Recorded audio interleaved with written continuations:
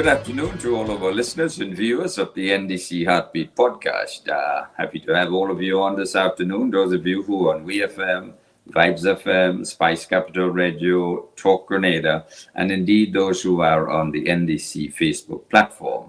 Want to welcome you to another Heartbeat today. A very interesting program which we have today, which is a repeat broadcast of the presentation made in Parliament on Friday by the Prime Minister of Grenada, the Honorable Deacon Mitchell. His presentation was in response to the budget, which was presented by his Minister of Finance, the Honorable Dennis Cornwall. Here now is Prime Minister Deacon Mitchell as he makes his contribution to the budget in the Parliament Friday last. Now, this presentation will last just over 2 hours. So for those of you who are listening on radio, we ask you kindly to go online to the NDC platform so that you can continue listening to the presentation. So here now is Prime Minister Deacon Mitchell as he delivers his contribution to the budget. Friday gone. Mr. Speaker, I want to start by, since today is the 8th of December, extending Yuletide greetings to you, Mr. Speaker, the staff of the lower house, to my colleague MPs on both sides of the house, to all who are gathered with us in Parliament this morning, senior government officials, well-wishers, and the citizens of Grenada. I suspect this budget debate, Mr. Speaker, will perhaps be the last time that the Parliament sits before the end of the calendar year. And so I want to take the opportunity to wish each and every one and their families a happy, holy, and safe Christmas season. Mr. Speaker, I want to start my contribution to our debate on the estimates of revenue and expenditure for 2024 by congratulating the Minister for Finance and the team at the Ministry for Finance for a sterling job.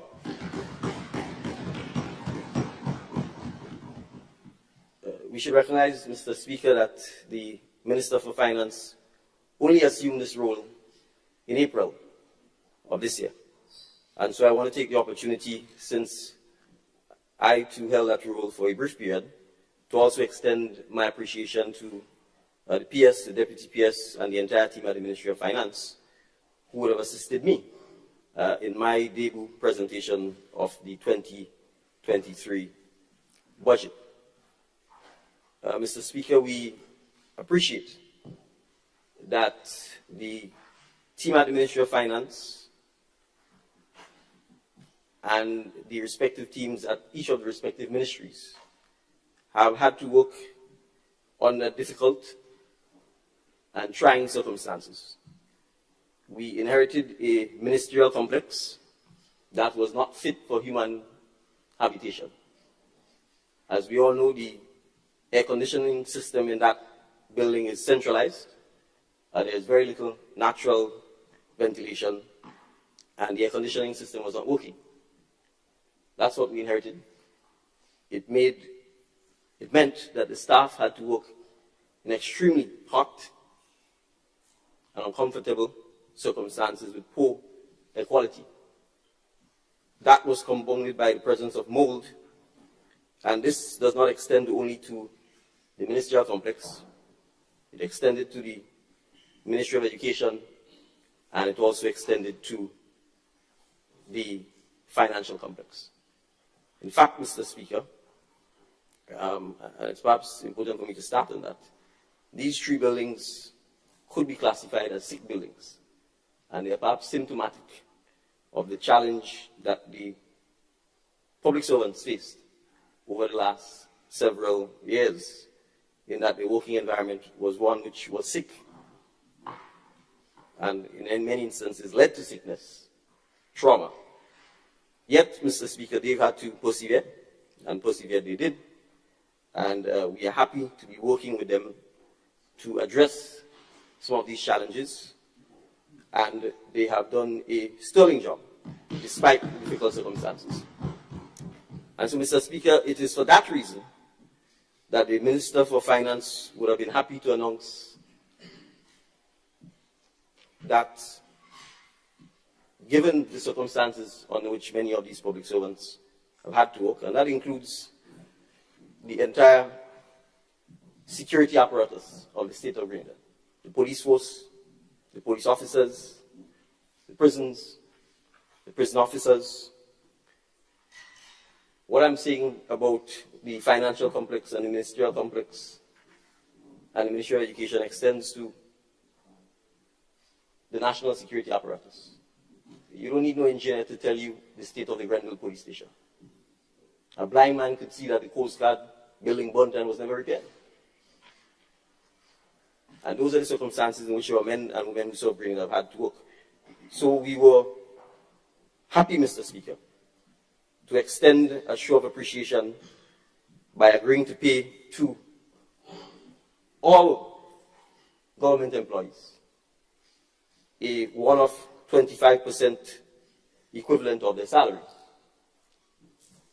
in appreciation of the hard work and dedication that they do in the difficult circumstances that they've had to do it. And so, Mr. Speaker, we didn't have to announce this as part of the 2024 budget because it's not part of the 2024 budget.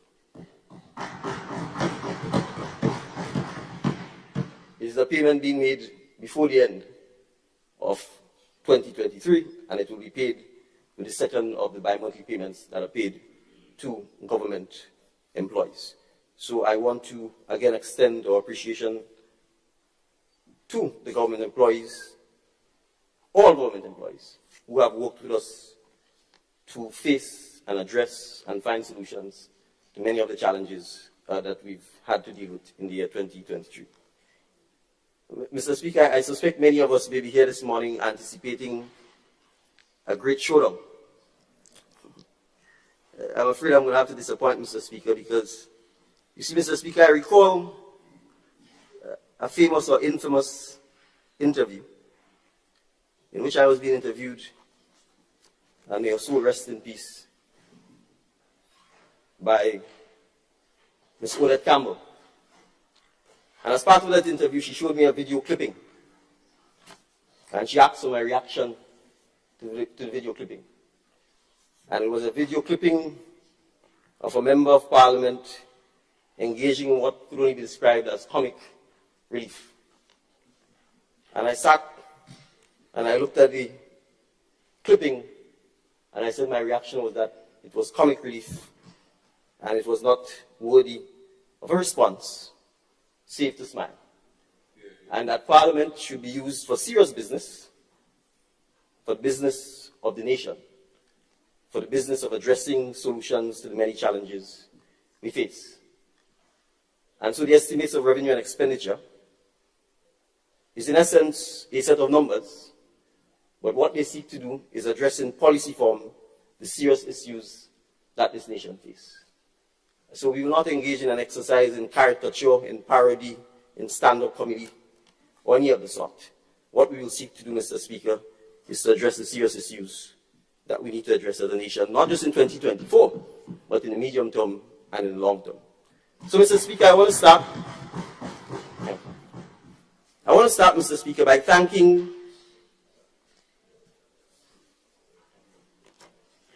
the constituents of St. David for giving me the opportunity, Mr. Speaker, to represent them in this honorable house. And while it is by chance, Mr. Speaker, that I became the leader of the National Democratic Congress and as a result, Prime Minister, I wasn't elected as Prime Minister. I was elected as the Member of Parliament for the people of St. David. And so, Mr. Speaker, I'm going to start my presentation, and I hope I don't take the entire 2 hours to do it.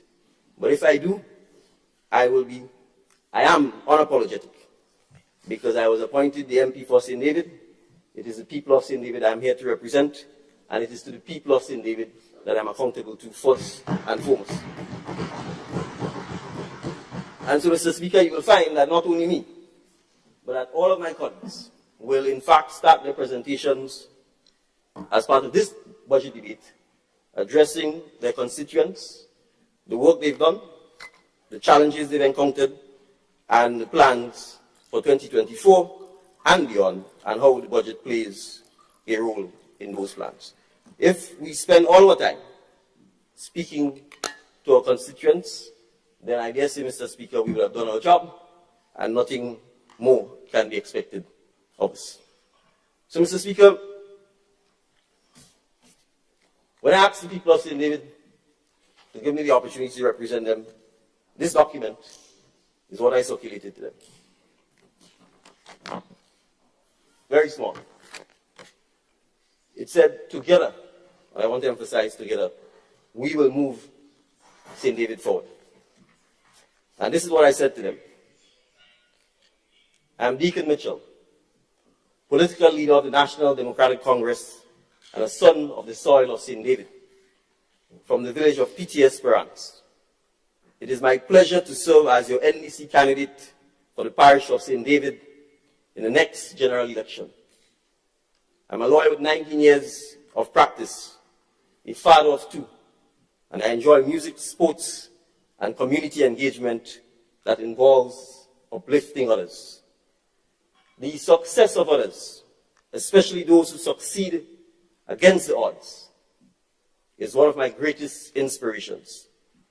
It is my vision that together we can positively transform the quality of life of everyone living in St. David as we move our parish forward to become the place that we can all be most proud of. Together we will ensure that we achieve, amongst other things, the following. And Mr. Speaker, I only listed 7 things. And I will pick one sentence from this. Building and supporting our schools and communities, sports clubs, community centers. So I will start there, Mr. Speaker. Mr. Speaker, since being given the chance to serve the people of St. David, we have renovated the Belial Community Center. We have renovated the Barrett Community Center. The current community center is 90% complete with renovations. We have started work on a community center in Vincennes. We have started the renovation of the Old Wester Hall Mondays Community Center. Mr. Speaker, that's 5 community centers in 15 months. I will single out Barrett. That was a community center, Mr. Speaker, that we met with 3 or 4 walls upright. It had been in that state since Hurricane Ivan, 2004. No roof, quarter of a building, no community center for the people of Barrett. Mr. Speaker, Vincennes, no community center at all. Belial, a building that virtually was condemned, no community center. Mr. Speaker, I highlight these things because you see, in 10 years, say for the Malmont Community Center, no work was done on community centers in St. David. How are people to meet, to greet, and to move their communities forward if they have no place to meet? And I want to point out, Mr. Speaker, that these initiatives were done in large measure without any central government funding.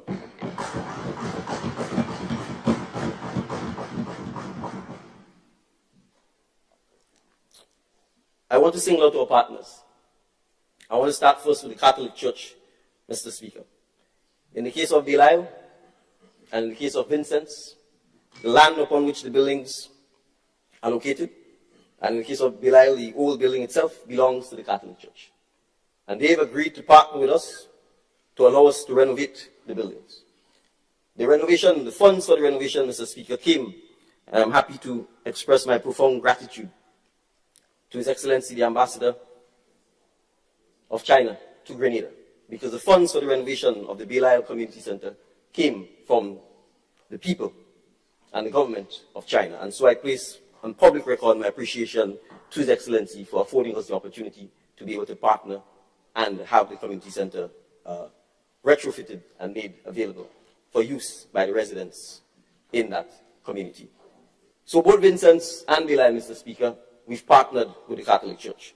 So some may come in here and talk about no consultation with social partners, including the churches. We do more than consult. We partner, we work together, and we deliver. Mr. Speaker, the Beirut Community Center was renovated with funds from a private company, the developer in Lever. We reached out to them and indicated that we wish to renovate a building which for the last 20 years stood as a derelict building, a sore thumb in the community. And they happily partnered with us and advanced funds so that we could complete that project. Mr. Speaker, I want to single out the volunteers who worked on many of these projects. In the case of Beirut, Mr. Stewart started the work with no funds, with not being paid for many months, until we were in a position to get some funding right at the end to pay him and his workmen. So I want to pay tribute to him publicly for doing so. In the case of Vincent's, the contractors agreed to work at cost price, no profit or markup to himself. And again, I want to express my appreciation for doing so.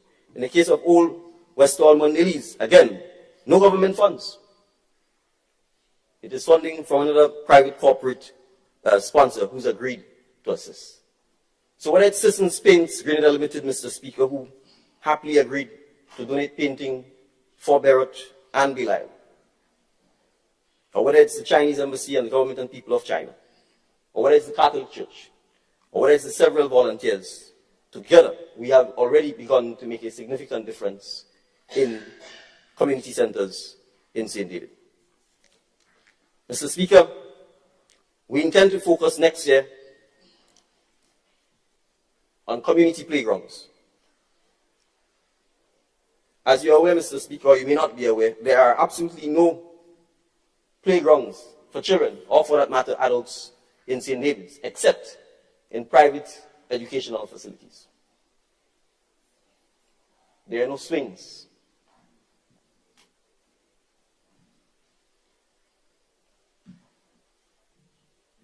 And when we think about that, Mr. Speaker, we ask ourselves, what kind of community have we not been building?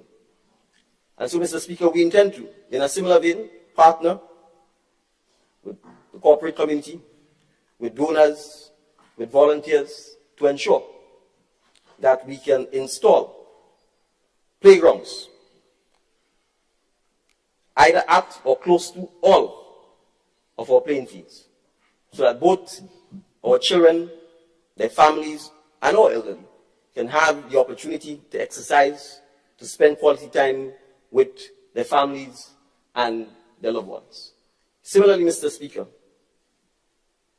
we will also seek to address the state of our basketball courts, whether they be at the secondary schools or the primary schools, by ensuring that we can erect and install the necessary hoops and nets, the fixing of the potholes and the cracks, so that again, our young persons in particular have the opportunity to play sports and have access to these facilities. So you see, Mr. Speaker, we are here to represent our community. We are not here to engage in distraction and movilang and commerce.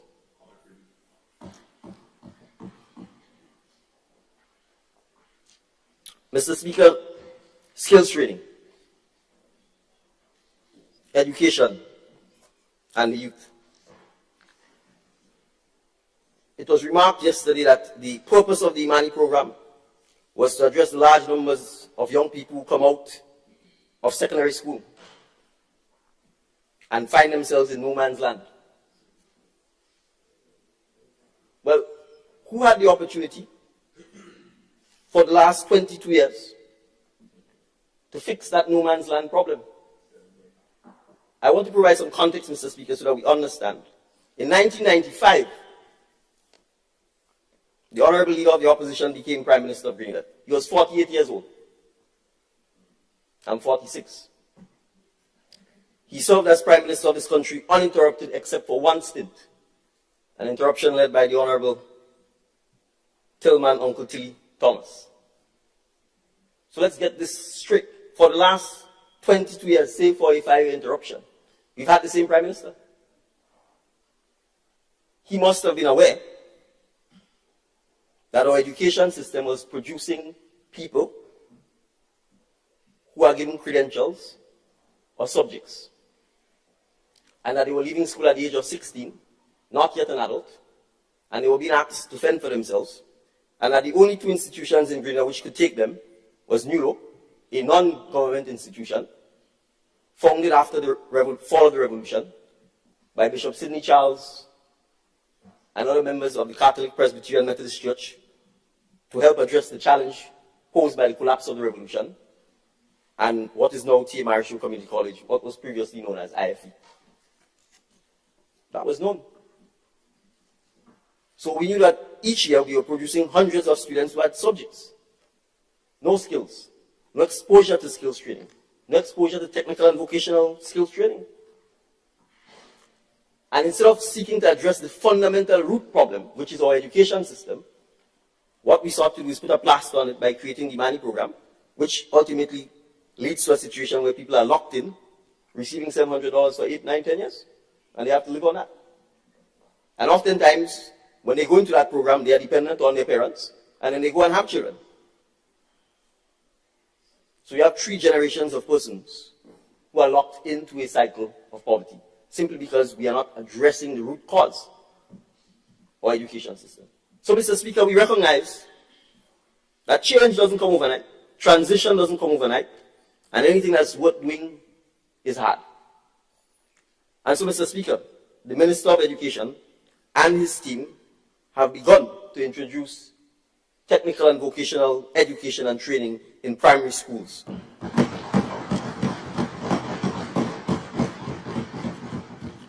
Mr. Speaker, we have said we will move the mandatory school leaving age to 18 come effective September 2024. Why are we doing that? It means, Mr. Speaker, we recognize that allowing you to leave school at 15 and 16 years old, when you are not an adult, with little or no exposure to skills training, puts you in a position where you are almost unemployable, and you therefore become unemployed, and you quickly fall into the category of the youth who are poor. And so it is society's obligation, or obligation, to ensure that we take steps, fundamental steps, to addressing that. And so moving the school leaving age to 18 is one of the many steps we have to take in order to achieve this reversal. 2, making it mandatory that all our students have exposure to technical and vocational education from primary school right throughout secondary school up to 18 years is also such a significant step. It must be done, Mr. Speaker. The issue of skills training is not unique to Grenada. It plagues the Caribbean. It actually plagues the world. In a conversation with the ambassador of China, he indicated that China faces the same challenge. Even advanced economies faces the same challenge. The education system has become outdated and outmoded for the realities of our time. And so we need to fix that. And so in the case of St. David, Mr. Speaker, which will be replicated in other parishes, we have already begun to do significant work and engage in significant discussions with, for example, NULO and the National Lotteries Authority, so that we can not just talk, but get funding, identify the locations, and begin to work on the curriculum to ensure that the people between 16 and 18 have access to technical and vocational education. Mr. Speaker, I also want to address something else in relation to education. You see, Mr. Speaker, we sometimes pretend that we don't know that there are boys in particular who at ages 11 and 12 don't go on to secondary school because they say they didn't pass common entrance, or CPA as it's called now. And they drop out of school. If you drop out of school at 12 years old, what life are we confining them to? Her Majesty's prison. Because at 11 and 12, if you are not in school, what are you doing? And so, Mr. Speaker, the need to have the technical and vocational training in primary schools also becomes paramount. Because we need to ensure that these young men in particular do not feel abandoned and left out, and that they have the opportunity to recognize that not everybody is inclined to or interested in academics. And that it is our responsibility to give them the opportunities to technical, vocational, and skills training. And that includes, Mr. Speaker, importantly, digital skills.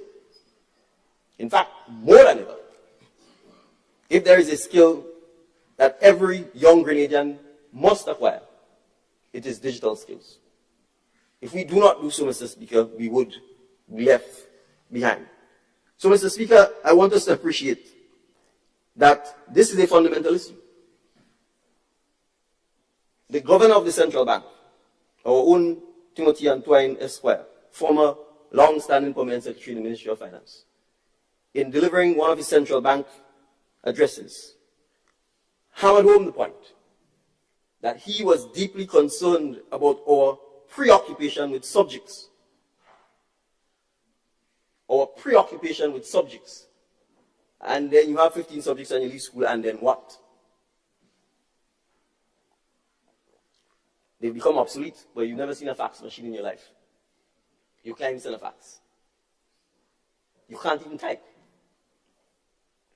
And Mr. Speaker, I want us to understand that typing replaces writing. If you can't type, you almost can't live in the world. And I'm prepared to bet the lottery that if we go to our schools, we do not teach typing. You will probably have the phone and you do 11111, but you actually do not teach the technique of typing. And so when young people leave school and they come for a job, and you say to them, type me something, they can't type. They have no exposure to Microsoft suite of products. They have no exposure to Adobe suite of products. These are prerequisites. It's the equivalent of being able to speak. And our education system is not addressing those issues, Mr. Speaker. So, when we talk about the transformation, Mr. Speaker, and when we talk about change, we never said we were going to change really overnight.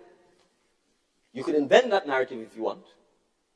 We made it clear, Mr. Speaker, that this was going to be a medium-term and a long-term project. And I'm not fighting for myself. We are not fighting for ourselves, Mr. Speaker. We are fighting for the young people of Grenada. You see, Mr. Speaker, what the leader of His Majesty's opposition has to appreciate is that next year he would serve 40 uninterrupted years in the House of Parliament. Do you know what the mean or average age of a Grenadian is, Mr. Speaker? It's 35 years. The average Grenadian is 35 and under. And he served 40 uninterrupted years in this parliament. So yes, some are wolves in sheep clothing. And some, it is by the deeds you shall know them. So after 40 years, the deeds are known. And we know them. After 40 years, we understand who have the silver tongue and who can be a chameleon and can change at the drop of a hat in the pursuit of one for the road. But Mr. Speaker, as was so aptly put by the Minister for Finance, we are not giving the Manis one for the road. We are giving them one for their future.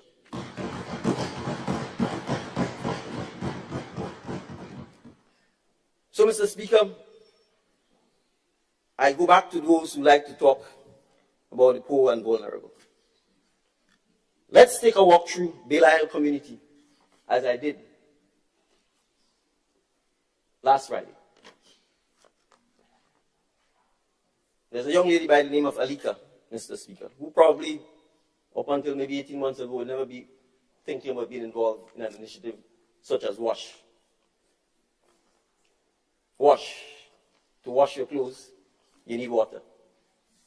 To wash your wares, you need water. To bathe, you need water.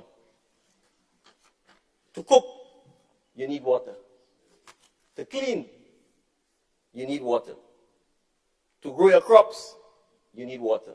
You need access to water. To ensure that you, your loved ones, the elderly, the young, live in a healthy environment, you need water. It is water more than anything else. More than even soap that gives us sanitation. So yes, Mr. Speaker, we need water. We need access to water. We need sanitation in homes. But Mr. Speaker, if an elderly person has to get up in the rain that fell yesterday and leave a house and walk a 50 feet or 75 feet to use a pit latrine, you tell me you can sleep good at night? If there are thousands of Grenadians who still have to go through this? You're telling me that you would not support, champion, and scream and shout for a program that ends to systematically eliminate the use of pit latrines? So, Mr. Speaker, when we went into daylight, we didn't say, if you vote for NDC, we will give you a bathroom and toilet on this side, and if you didn't vote for NDC, no bathroom and toilet for this side. We said, go into daylight and identify every person who needs a bathroom and a toilet and access to water. And that includes even taking on those who like to fight for land. Do you know what's the average size of a bathroom, Mr. Speaker, and toilet? 8 by 8. 8 feet by 8 feet. Do you know what the size of some of these homes are? 14 by 16 or 16 by 16. So let's put things in context. 16 by 16 is the size of your home. The bathroom is 8 by 8. The bathroom is half the size of the house.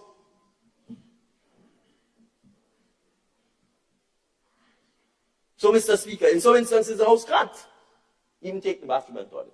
We have to fix the houses as well to make sure that the bathroom and toilets are built. In some instances, Mr. Speaker, the living arrangements is such that you have to share the septic tank. And I'm happy to report that the residents of Belay recognize that we have to do this together. That they have to help dig the septic tanks. That they have to share common septic tanks. And they are doing it. So, Mr. Speaker, when we went on Friday, there were about 14 bathroom and toilets being built simultaneously. We expect by the end of January, Mr. Speaker, to have constructed somewhere in the region of 32 to 36 bathroom and toilets. Mr. Speaker, we've just started. This is a pilot. Why? Because there are issues. People complaining this person's squatting on their land, they don't want them to get a bathroom and toilet, etc. But ask ourselves, what's the size of a grave? 6 by 6? Is that what you put you in when you 6 by 4? 6 by 4. That's the only thing you need to fight for. So all people need to understand that we have to put these petty differences behind us. You can't be worried about an 8 by 8 spot when the eternal Lord has one 6 by 4 waiting for you. Let the people have a decent, basic right, water, sanitation, while they're alive. You see them every day, they're your neighbor, oftentimes they're related to you. So, Mr. Speaker, we are not going to encourage not giving people water, bathroom and toilet because of some dispute over 2 feet of land and 3 feet of land. You will help them resolve those issues. That's why we need to do the pilot. That is why we recognize we needed to go to Nawasa and speak to Nawasa about ensuring that there are no impediments in the supply of water to persons who so badly need this. And Mr. Speaker, if we care about our women in particular, the idea that we will be comfortable with our women, and particularly our elderly women, having to leave small homes in many instances and walk at night or in rainy or unpleasant conditions, sometimes down tracks that you guarantee to follow just to do basic human physiological activities, Mr. Speaker, is not something that we are prepared to tolerate. And so if we spend the next 3 years only doing wash, Mr. Speaker, we would leave office knowing that we helped to raise the social and human conditions of the citizens of Grenada. But, Mr. Speaker, we are not alone in this. I want to go on record again to thank the many persons, the many volunteers, because all of the work, the data gathering, are being done by members of the community, by volunteers. And the pilot started in St. David's, but I want to go on record to thank, Mr. Speaker, some of the team members who are not from St. David's. Ms. Marie Benjamin, not from St. David, and is leading the team. Dorsina from Subiz, helping to lead the team. And I'm happy they're doing so because it allows them, Mr. Speaker, to go back to Subiz, to go back to other places, and be able to quickly jumpstart these initiatives. Mr. Speaker, many citizens of Grenada have reached out, including citizens in the diaspora, and have indicated their willingness to donate fixtures, fittings, toilets, to make financial contributions. And that is what we mean by together. Because these problems are not problems that the government alone can solve or fix. The government doesn't come and live or bathe in the 8x8 bathroom. It is persons in the community, family members in the community. And so it's important, Mr. Speaker, for us to work together. I trust that this is a national initiative that all of us, both sides of this house, the business community, our social partners, other NGOs, can rally around to make sure that by 2027, we would have eliminated, Mr. Speaker, the use of pit latrines.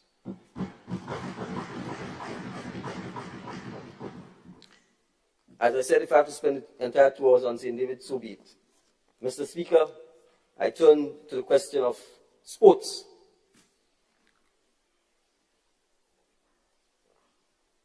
Mr. Speaker, I was very, very happy yesterday in St. Patrick to see the members of Hard Rock honoring their local hero.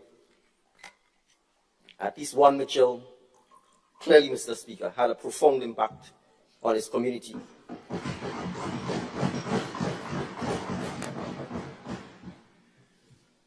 And that Mitchell doesn't have to say that my legacy is secured, because it was in clear and overwhelming evidence yesterday. But, Mr. Speaker, there's another Mitchell who likes to talk a lot about sports.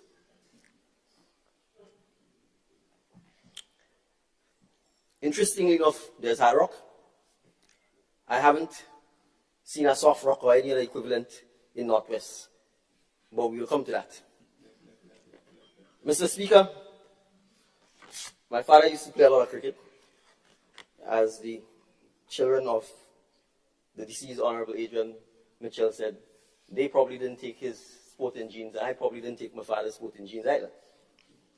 So be that as it may, Mr. Speaker, I have to be a spectator. But, Mr. Speaker, the state of cricket in Grenada is abysmal. And we need to do something about it. So in St. David, Mr. Speaker, I was happy to support an initiative called Joy's Cricket School. Joy stands for Journey of Youth. An initiative, Mr. Speaker, of members of St. David. Forgive me, I'm going to call some of their names because we need to recognize what the persons who really make this country work. Jeffrey Telesford, Raphael Boop Charles, Natalie Bartholomew, Marlon Klein. What they've done, Mr. Speaker, is agreed to work with the primary schools in St. David's, starting with St. Dominic's RC, current government, to create a cricket academy for primary school children in the area. And real cricket, Mr. Speaker, not tennis ball cricket, not softball, hardball cricket. And they began running this program during the summer. It continues every Saturday. Tomorrow is the last day before the Christmas break. Mr. Speaker, we were able to partner with them through the Ministry of Social and Community Development. And I want to express my profound appreciation to Minister Telesford and Thomas, and the Community Liaison Officer, to ensure that we obtain from Canada through a Pakistani company, Mr. Speaker, actual complete cricket gear for these young men and women. And so, Mr. Speaker, they are being trained properly in the technique of cricket. I am going to predict, Mr. Speaker, that that school will grow from strength to strength. We are going to be bringing them, thank you, Honorable Member for Northeast and the Ministry of Sports, we are going to be bringing them to the cricket on Thursday and Saturday, Mr. Speaker, or whichever day they can come, so that they see the cricket in action and hopefully they get to meet some of the cricketers. And Mr. Speaker, we have to start at primary school. We can't wait, as they say, till people turn hard back man and woman and try to teach them skills. We must start at the primary school level. And I'm convinced that if we start at the primary school level, and St. Andrew and St. Patrick, which are the other two well-known cricketing parishes, we have to get going. Cricket is becoming an Olympic sport, Mr. Speaker. Not that I have anything against the West Indies, but if we have to go it alone and create a greater Olympic cricket team, so be it, Mr. Speaker. But we cannot do so without ensuring that we impart the skills and knowledge to our children starting from the primary school level. Mr. Speaker, I want to single out a national hero, and I'm saying publicly, and I've told him so, I'm going to recommend him for whatever awards we give, whenever we give it. Mr. Ray Duncan. Mr. Speaker, Mr. Ray Duncan has run a cricket coaching clinic for 42 uninterrupted years in St. David's. He has produced over 77 plus cricketers, and they have represented Grenada, Windward Islands, and the West Indies. An unsung hero who goes about every Saturday quietly making his contribution to the development of young men and women in St. David and in Grenada. People come from all over, Mr. Speaker. And he's been doing so largely without any support. So the Minister of Sports, I'm putting you on notice that come January, the support from Mr. Duncan's and his team of coaches and their plan to go into the primary school, to revive primary school cricket, Mr. Speaker, will have to happen. And I'm using this as an opportunity, and I've said so to some of our national players, and they've expressed their willingness to come on stream. Afi Fletcher, or the two Fletchers, male and female, Junior Murray and so on, who we met with, together with Ray and so on. We have, Mr. Speaker, cricket is not just a sport for West Indians. If we understand the significance of what cricket meant in the formation of the Caribbean civilization, we cannot let it die. The same way in which, Mr. Speaker, or Oveko, or Shotney, or Jab Jab is important to us, the same way cricket, for its historical significance, is important to us. I'm not knocking basketball and tennis and all of that, but there was no West Indian basketball or tennis team that went to England and beat the Englishman at his own game, and went to Australia and beat the Australians at a game they inherited from the English. So, Mr. Speaker, we have to understand that cricket made us proud as black people, as people who were coming out and fighting colonialism. And we owe it to our great legends from Malcolm Marshall, Viv Richards, Junior Murray, etc., to make sure that we invest in our young women and women and men and give them the opportunity to play cricket. And, Mr. Speaker, there's more money in cricket now than there ever has been. So it's not just the question of the historical significance of it, but the importance of ensuring that we give young men and women alternate or alternative careers. In addition to the subjects, in addition to the other skills training, Mr. Speaker, we need to recognize that sports is a career. But again, if we do not introduce the sport at the primary school level, if we do not train and impart the skills at the primary school level, many a talent will probably go wasted because we did not make the opportunity to give them that chance. So, Mr. Speaker, we will ramp up our support for cricket in St. David in 2024, both via the Ministry of Sports, via public-private partnership, via volunteers, and we expect, Mr. Speaker, again, success doesn't come overnight. Some of us want to give the impression that because the Minister for Mobilization, Implementation and Transformation is helping to ensure that at night people can see the curbs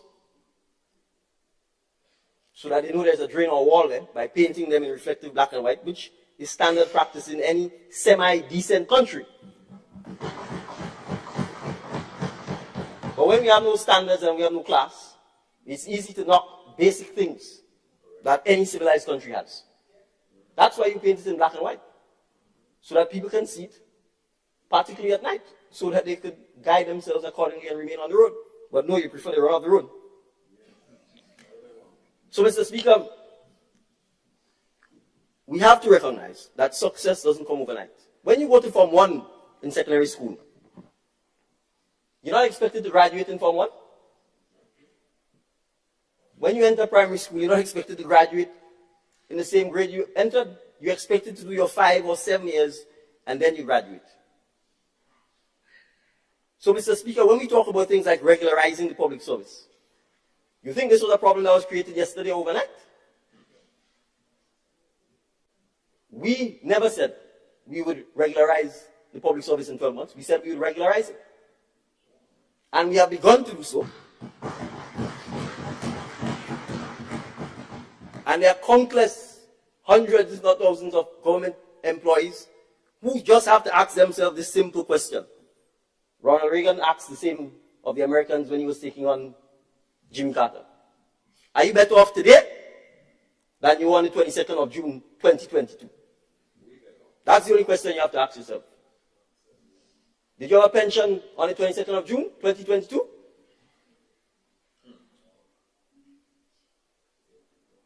For all of those who are with acting Hollywood, Bollywood, and are not confirmed, were you not acting on the 22nd of June?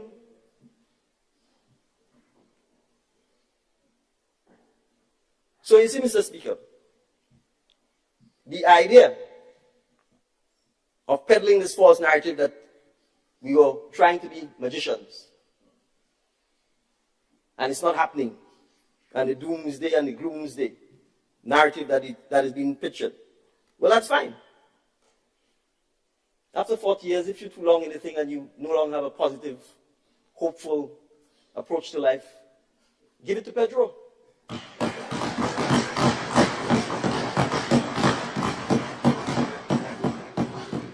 But don't come with a doom and gloom. What this country demands and requires, Mr. Speaker, is hope, optimism, and the willingness to find solutions. So, Mr. Speaker, the transformation is going to take time. And we've begun to lay the foundations.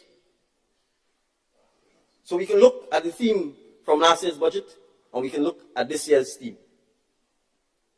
Mr. Speaker, for the hundreds of, if not thousands, of government employees who have no government pension, let's be clear, and we're not mincing words. There are established public servants who have a pension. But let's be clear, on the 22nd of June, there was somebody saying if you pay this retroactive pension, and if you continue to pay the pension, the whole place go mash up.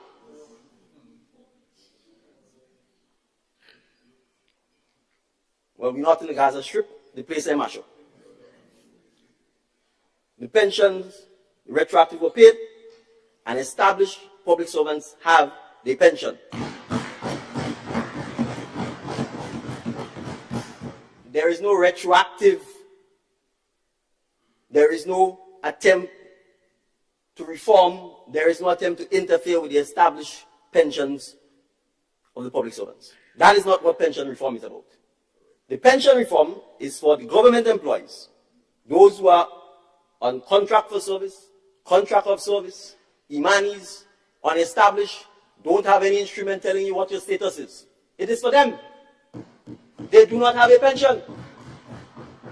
And we are saying, Mr. Speaker, that we will, with them, work towards having a contributory pension. So that they contribute, the government contributes, and they have a pension. And the aim, Mr. Speaker, is to institute that in 2024. Now, explain to me how anybody would say they love people, they're God-fearing, and they have a heart, and they have empathy, would object to giving these very people that you hired on contract for service and contract of service a pension.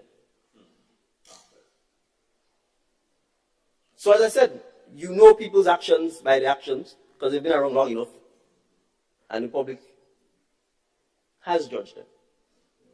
That's the difference between me being on this side and them being on this side.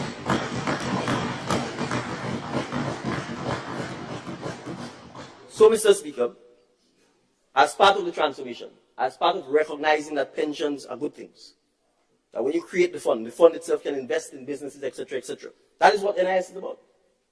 So that you can create more wealth, so that the next generation who's coming after have the opportunity to know that when they retire, they have their little kakada to depend on. That is the kind of transformation that we are talking about. These things don't happen with a snap of a finger. And when we spend our time fixing the mess that other people have done, yes, sometimes you cannot implement even the programs you want because we have to fix the mess that other persons have created. So, Mr. Speaker, let's talk about the macroeconomic circumstances in which this budget is presented. Mr. Speaker, the economy has grown in 2022 beyond the estimated projections.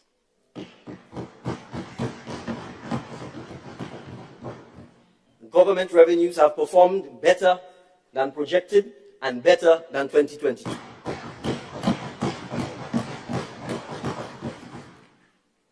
They won't tell you that, Mr. Speaker, but in the several documents that we've presented, if you go to the estimates of expenditure and revenue, on page 5, Roman numeral 5, just to be specific, recurrent expenditure, Mr. Speaker, is estimated at $699.7 million, 5.8% less than the budgeted amount, and 2.5% less than the column in 2022, respectively. Expenditure, Mr. Speaker, is less because there's greater control over discretionary spending. So when you want to give the impression that you impregnated the treasury and left it for us, and somehow all we do is reaping the fruits of the pregnancy, Mr. Speaker, let's be real. Let's be real. Let's talk about what happened. There was an 81 million EC dollar grant from St. George's University. That had nothing to do with you.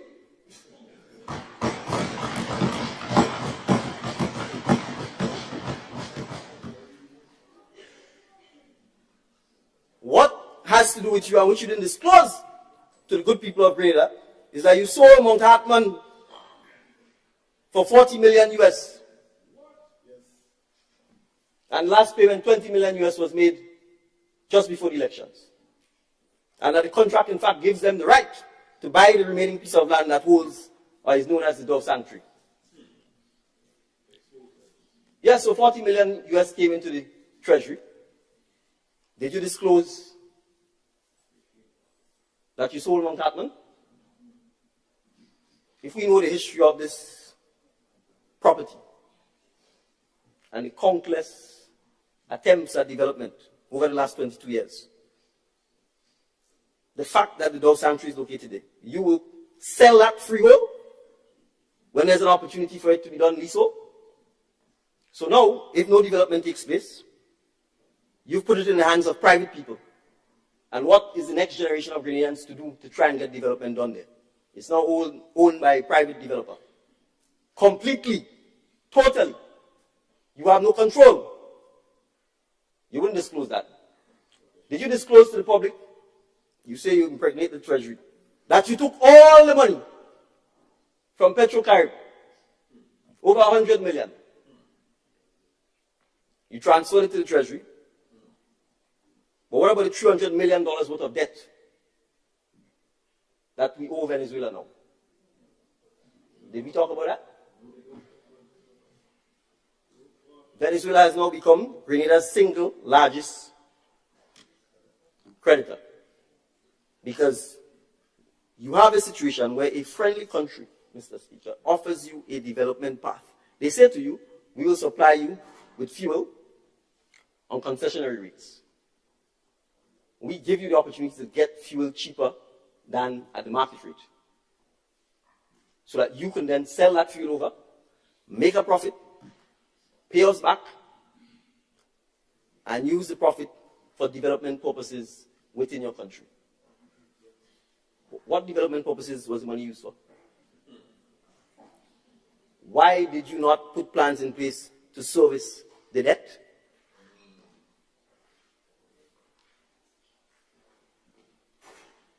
But more fundamentally, Mr. Speaker, what all this talk about pregnant treasury is about is the reality of the mindset and what we're dealing with. So we're dealing with a mindset that says, I didn't know Grenadians were actually going to put me out of office. And if I'd known that, I would have engaged in wanton spending so that whoever becomes the successor government would have had a hard time governing and making good for the citizens of Grenada. That is what this mindset is about. And I'm inventing it because it's been publicly said and it's on record. That is the mindset. So the mindset isn't about how we govern as a continuum and put things in place so that the next generation of people who govern this country are in a better position to do so. You see, because you think the money of Grenada is yours. That's what it is. So, Mr. Speaker, what we have to appreciate is the fact that if there's nothing else we should do as persons who are entrusted with leadership, is attempt to make it easier for the next generation of leaders. So let's go where they don't want to go, or they didn't have the courage to go. Let's talk about us in this house, parliamentarians, people who are elected to serve the good citizens of Grenada. Mr. Speaker, I was elected as MP for St. David. When I was elected, I had no office. This is a state of Grenada, an independent state. It's going to be 50 years next year. The people took part in an election. They elected all of us on this side, all of them on this side. Perhaps with the exception of my good friend, the Honorable MP for St. Andrew Northwest. Perhaps. She'll tell us when she has a chance. We had no offices. There was no constituency office for St. David that I can go to.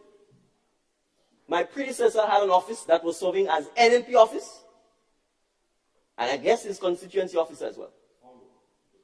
So for months, I had no place to go to serve the constituents of St. David.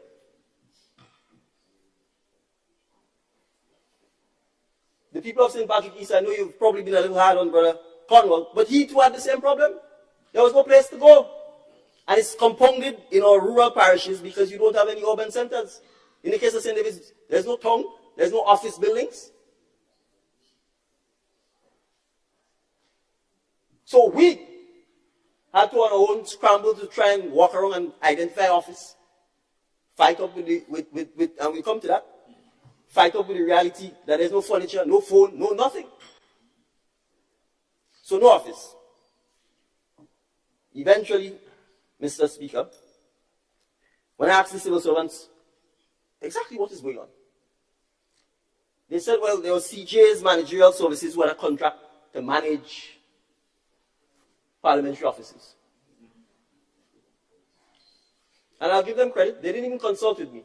They terminated the contract. So I'll give them the credit. They terminated the contract because they recognized what we are about to face. So, Mr. Speaker, no office. We're supposed to serve our people. Mr. Speaker, MPs and any MP who is a government minister does not receive any money from the state, whether personally or to do any work. And the public needs to understand that. As an MP, if you're a government minister, you do not receive a dime. Either personally, meaning whether you call it salary, emoluments, or to do anything in your constituency. If you're not a cabinet or government minister, I think you get $1,474. $2,000 now? $1,002. All right, well, $1,200. So what it means, Mr. Speaker, is the 4 honorable members, the 5, on this side get $1,200 a month. The honorable MP, Delma Thomas, also, I believe, gets that $1,200. The MPs here are cabinet ministers, so we get nothing. Let's get that clear first. Nothing. No $1,200, no nothing. So if your citizen meet you and say, boss, gas finished, you can't give me $40 for the gas, you have to find a way to get that money. So ask yourself, what are we fighting up over this election and think for want to be an MP? How are you serving your constituents? This is a state apparatus. This is how we met it. First, you had no office. It took forever to get an office. Second, you get no money whatsoever. So we're talking about MPs. We're going to deal with cabinet ministers in a while. So, Mr. Speaker, I'm not hiding this. I said openly during the campaign that that state of affairs cannot serve the people of Grenada.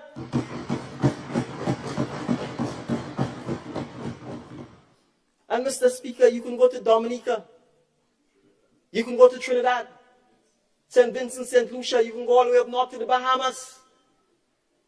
MPs are paid a salary because they are working for the people. They are given the tools to do their job. And they are given some sort of constituency provision or allowance. And it matters not which side of the fence you sit. So, Mr. Speaker, when I say we owe it to the next generation of leaders to make things easier for them, we now have the opportunity in this House to do so. My namesake had the opportunity for 39 years. It's going to be 40 next year. And 22 years. I'm being told 23 by the next statistician in the House. As Prime Minister. He talked about it as usual. There's videos circulating of him in his young and more handsome days, talking about the difficulty parliamentarians face with not having any resources, and talking about the fact that when you're on the opposition side, if you try to do in government, they will beat you up, and then when you go back on the opposition side, you then beat up the government, etc. But somebody has to have a little courage, Mr. Speaker.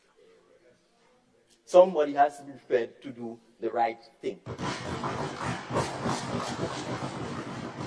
And the right thing is not for myself. The citizens of St. David know I didn't get involved in politics because I want to get $5,000 from the Parliament of Grenada. The honorable MP for the town of St. George used to tell me, when I make the first million, then I will come in politics.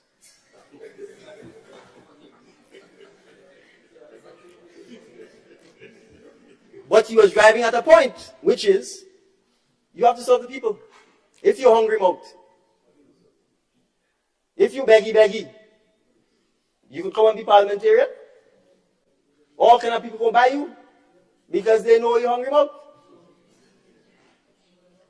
So you see, Mr. Speaker, you're a doctor, you're a professional. That's the point.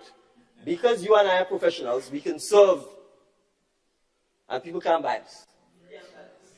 We can serve with distinction. You could sometimes hold a different perspective than the person who leads you and not to worry about what happens to you. But, Mr. Speaker, the reality is, what I'm saying, all members of the House agree with, including the leader of the opposition. He just likes to have the ability to manipulate people. And if you don't have,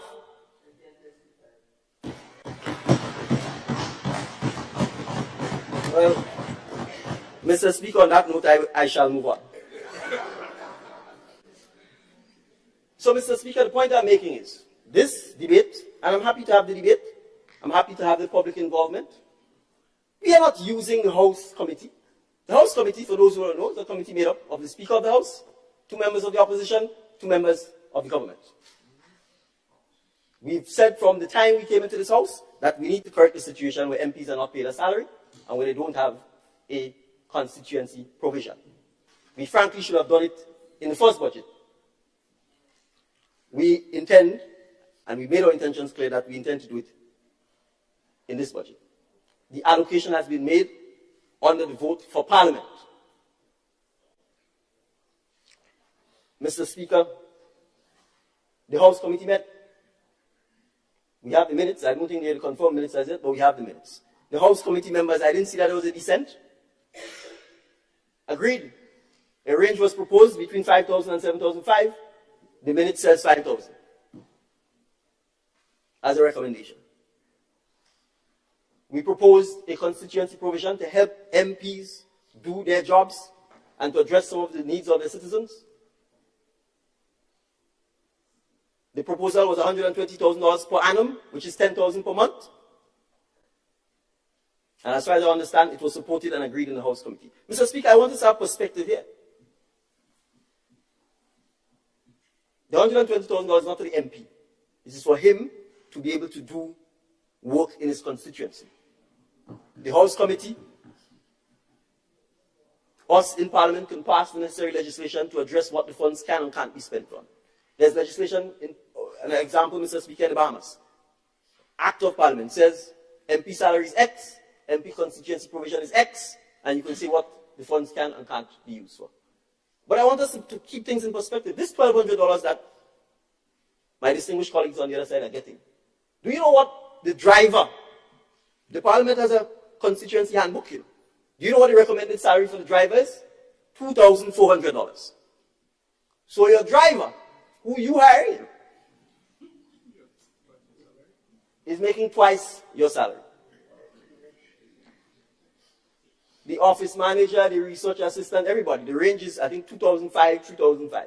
And the MP, the one who put up his face on the placard and go all over the place saying, vote for me, let me work for you. Well, if you're on the government side and you happen to have a ministry, zilch. If you're on the opposition side, fight up with your $1,200. Well, Mr. Speaker, we have to be real. And the people don't know that. And instead of explaining that to the people, you come in here and talk about attempts by ministers and MPs to increase their income. And you had the opportunity to address those issues. How are we going to attract, Mr. Speaker, persons to want to serve? Are we trying to pretend that being a parliamentarian or being a government minister is some easy job? Are we trying to pretend that? Are you trying to pretend leading a country is an easy job? Why don't you get up and talk about all the sacrifice and the this and the that that you made? It is not easy, nor should it be easy. But you have to build the state institutions, Mr. Speaker, that makes it a little easier for the next generation. And that is all what this conversation, this debate is about. So, Mr. Speaker, I will invite the Permanent Secretary in the Ministry of Finance to publish for the public the salaries of each government minister. I will. Mr. Speaker, when we got into office,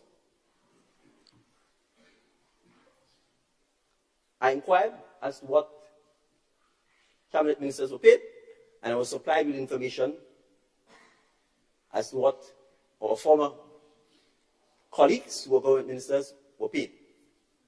And I'm going to go and find it and read it. We discovered, Mr. Speaker, that there was some loose arrangement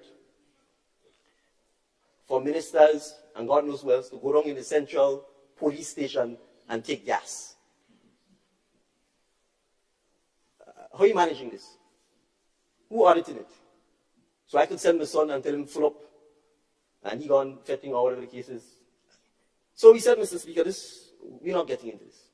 No minister is going to take no car and go down in the central station and tell the police put gas in and get into this sort of stuff.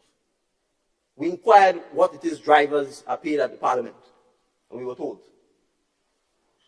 $2,400. At the time, Mr. Speaker, they said $600, I think, for gas or traveling allowance, plus this gas, whatever. So, Mr. Speaker, all we did was we said, listen, let us have a simple figure that addresses all of this traveling and gas and what have you. And we aggregated all of it, and it was $2,000. Other than that, Mr. Speaker, we made absolutely no change to the salaries of ministers.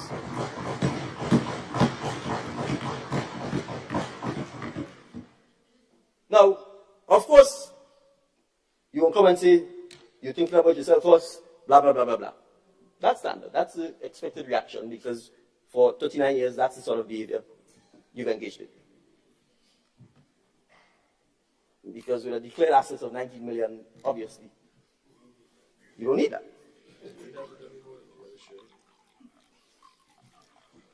So, Mr. Speaker, that's all that has happened.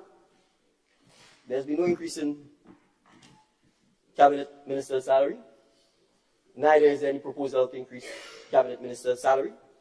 The budget made absolutely no reference to increasing cabinet minister's salary. And each MP, as was so ably put by the Minister of Finance, whether you're independent, whether you're a backbencher, or whether you're a member of the opposition, you are getting the same thing. You think if the Mitchells were reversed, that would be happening?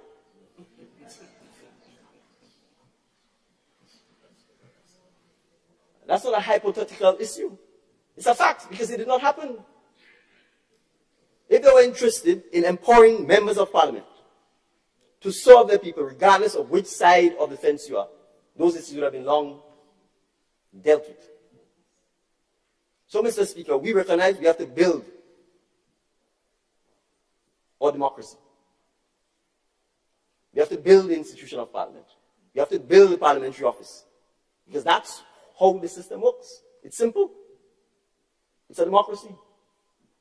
One parliamentarian, one majority vote. That's all you need. 51%. And the citizens need to understand that if you're voting for an MP who's handcuffed, both legs and feet, if, for example, you have a supermajority and the Prime Minister decides, yeah, making your MP a minister, your MP can't work. He's not a minister. He's an MP. He or she has no resources. So we are not here to take anything for ourselves. We are not offering anything that the other side isn't getting. And deep down, Mr. Speaker, we all know they support it.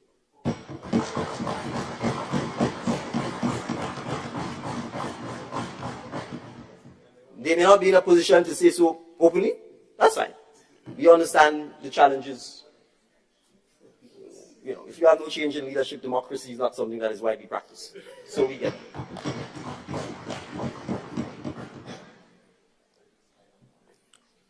Mr. Speaker, let's go on to another mess that we've had to fix. Now we say we can't create no new projects, and it's all NNP projects. I think the Speaker will throw some of you all out of your house if you all continue this.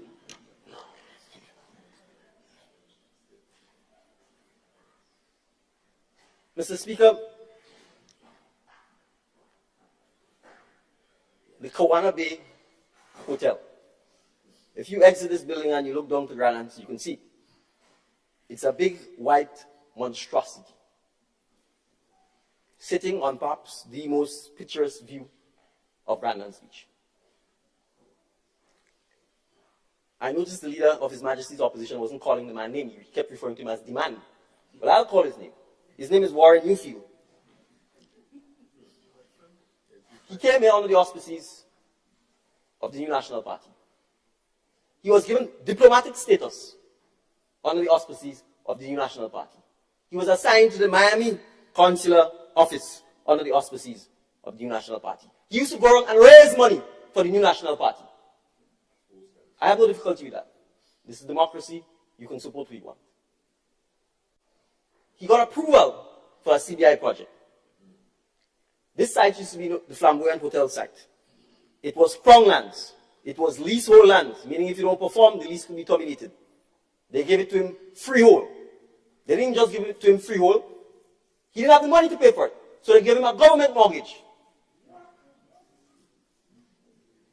They transferred the land freehold, then took a mortgage back on it so he could pay over time. That's okay. I'll leave that. That's all right. Once he paid back over time. On record, the leader of the opposition went around, toured the site, said it was the best CBI project Grenada had, and probably the only private development one at the time. So it was easy to call it the best. In less than no time, the man went from hero to zero.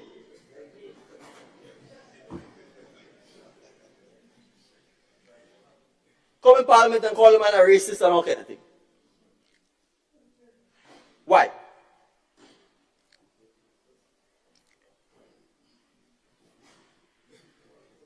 The Prime Minister and his colleague, who normally is referred to as the faceless, nameless monster,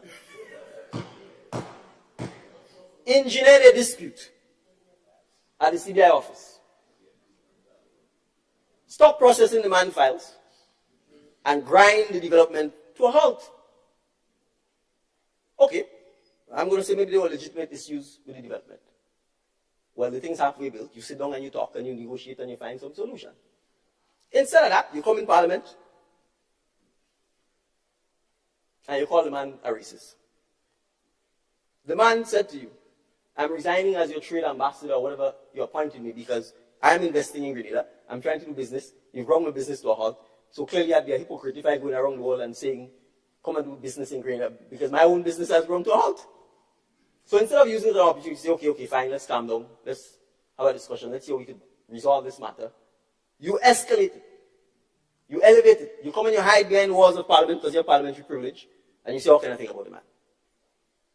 Where does that leave Grenada? It leaves us with a project that's stalled. Creative Designs and Construction Company, Mr. Latouche's company, Grenadians were building it. 200 plus employees. Boom, send home. No work. Project grind to a halt. $100 million lawsuit. We gone back in ICSID. You know what's ICSID? The International Center for the Settlement of Investment Disputes. The last time we were at ICSID, do you know who had us there? WRB and GPP against Grenada. We end up with another $100 million, almost $100 million judgment against Grenada. We eventually had to pay somewhere between 60 and 70 million US dollars for the 51% shareholding of Grenada. When it was offered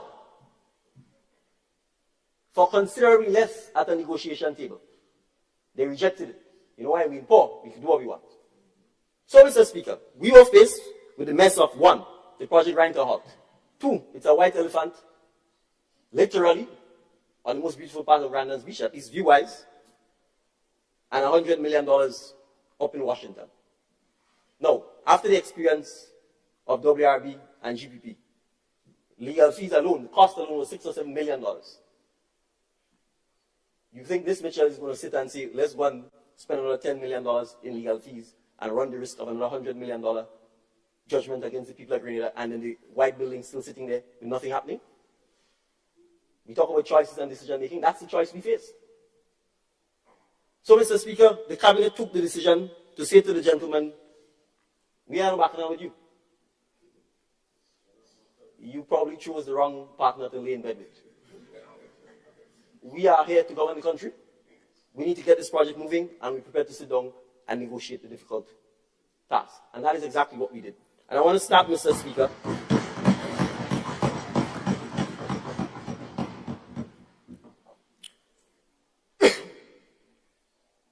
I want to start by thanking some Grenadians who voluntarily did work to start the negotiation process. Mr. Richard Duncan, Ms. Leslie Ann Sion,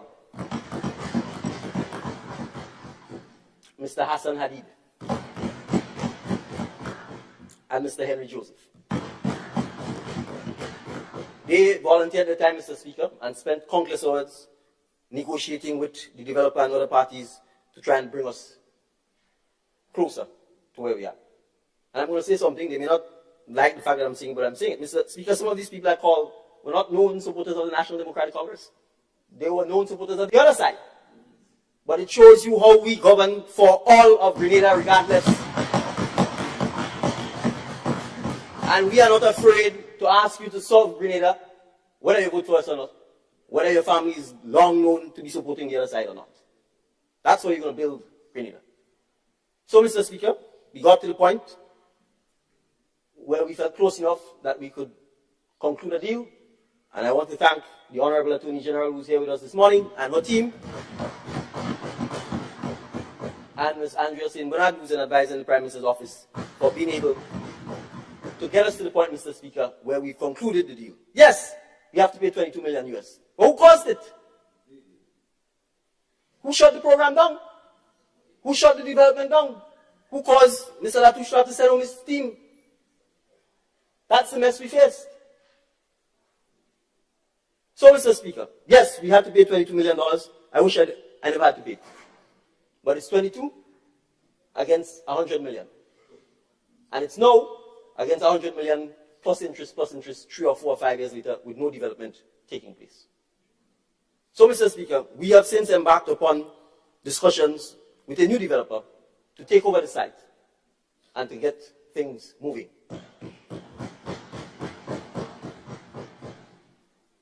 The complaint was made about we announcing things before it happened. There's something called transparency. We have nothing to hide. So yes, we have been in discussions with a company called Joy de Caribbees. It's French, or JDC. The company is owned by Mr. Naguib Sawari. Mr. Naguib Sawari is the principal owner of the Silver Sands Hotel. We are not to hide. We are conducting no negotiations in secret. And we've agreed in principle, Mr. Speaker, that once we sign off, and I believe the Attorney General is here and we are almost there, that we will lease the site, Mr. Speaker, not sell it.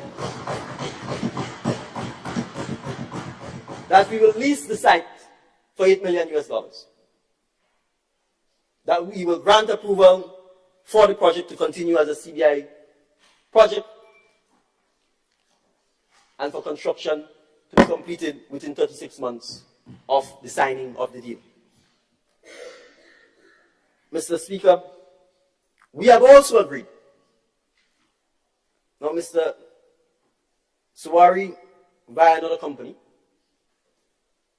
was also given a lease, thankfully, by the former administration for the site known as the Rivera site. The Rivera site is the site that is located, if you're facing Cameron Park, to the right of Cameron Park. It's called Rivera because there used to be a hotel there called Rivera, owned and operated by the Nayaks.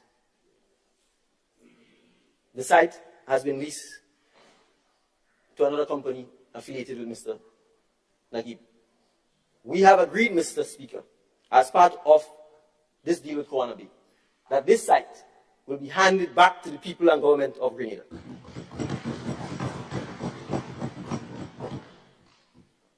And unlike those who thought it was patriotic to sell Cameron Park, we will not sell, dispose, or lease Cameron Park.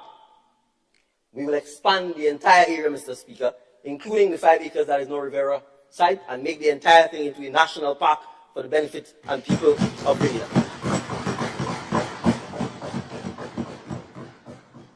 We understand, Mr. Speaker, that Brandon's Beach can't only be about hotels. And there has to be green spaces, there has to be community parks, there has to be national heroes parks.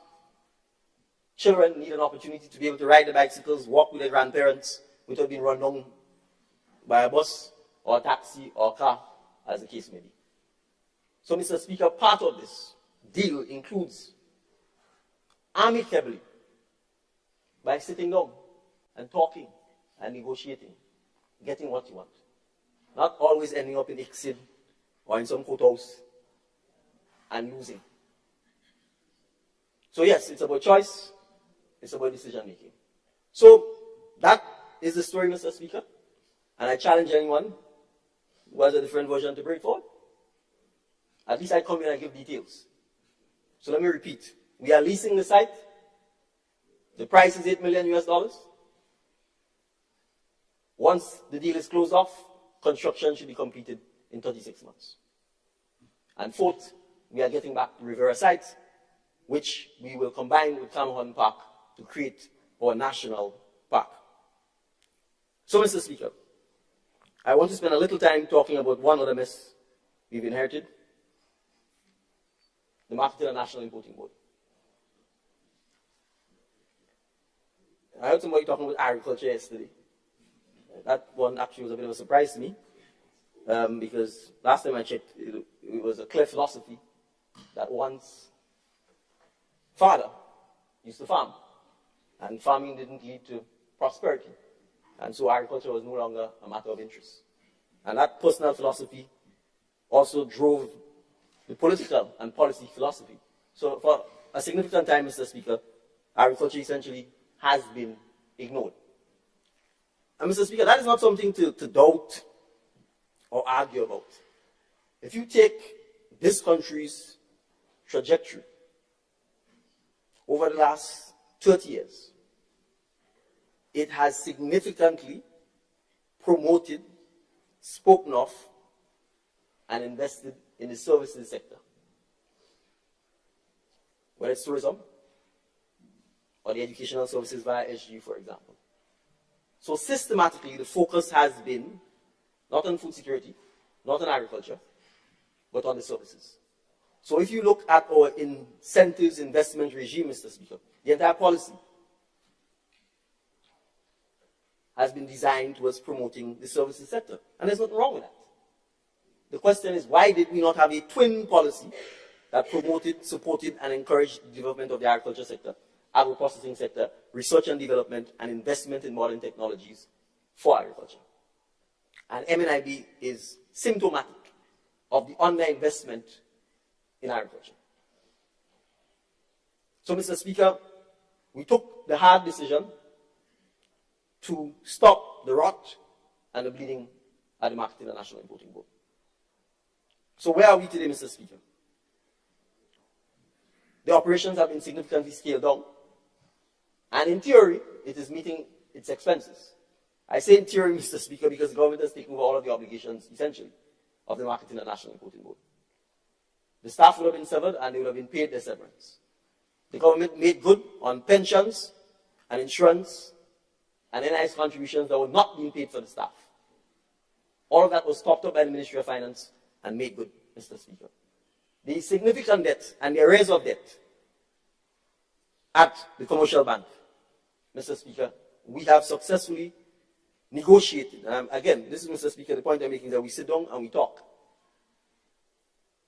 And you find common ground. We've negotiated with the bank the refinancing of the loan, and the central government has taken over that debt. The interest rate has been dropped. We now have a charge on the consolidated fund, and the sole asset of many significance of MNIB, which is the River Road facility known as the parking house, is now free of any bank charge, mortgage, or lien.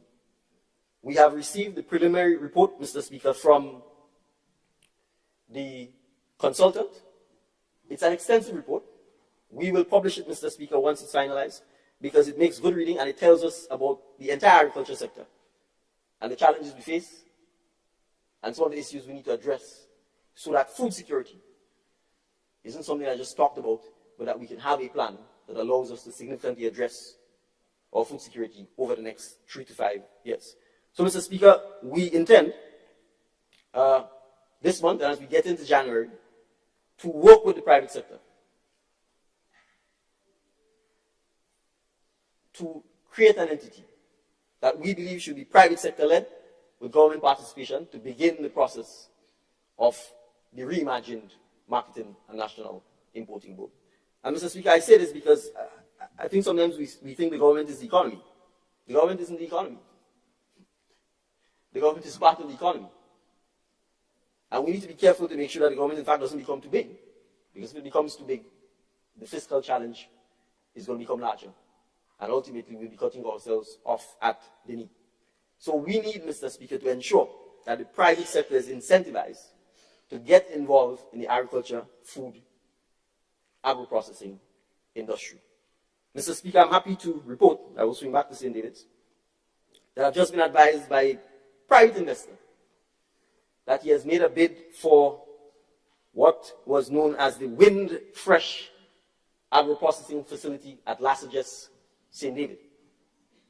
And that his bid has been accepted, and that he intends to invest in the agro-processing plant in St. David, so we can start ensuring that all of the fruit, vegetables, and all of the other things that go to waste, we can begin the process of starting to seriously address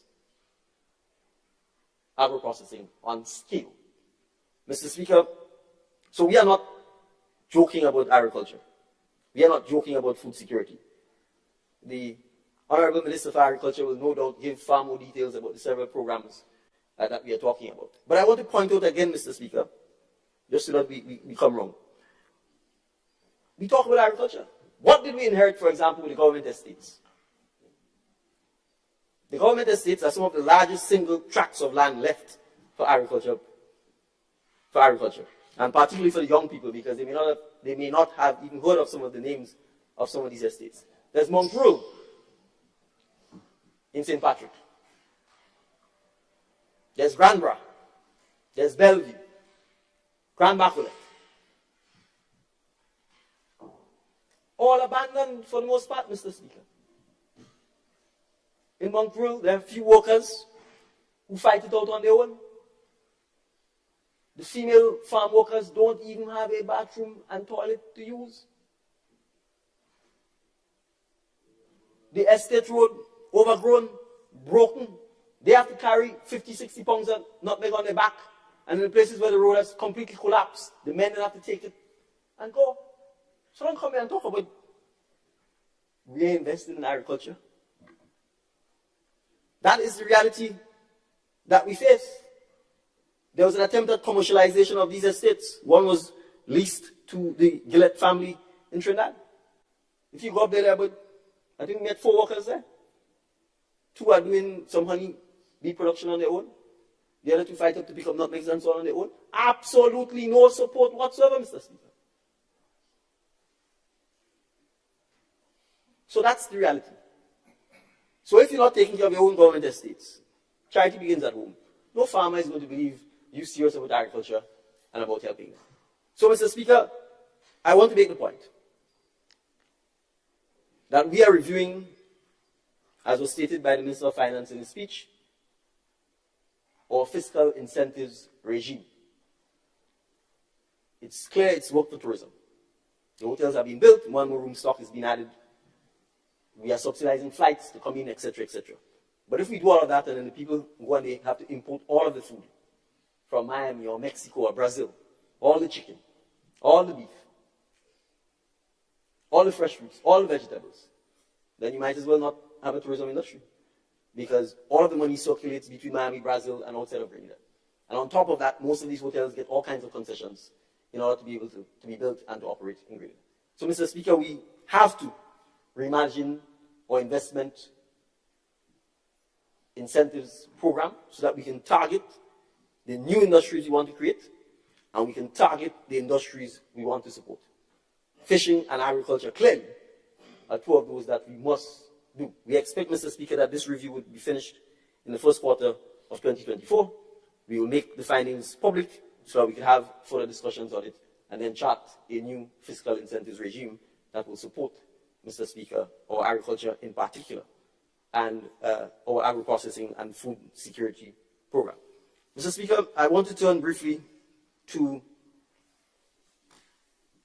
start thanking the various ministries that I've been fortunate to lead. Mr. Speaker, the Ministry for National Security encompasses the Royal Grenadier Police Force, His Majesty's prisons,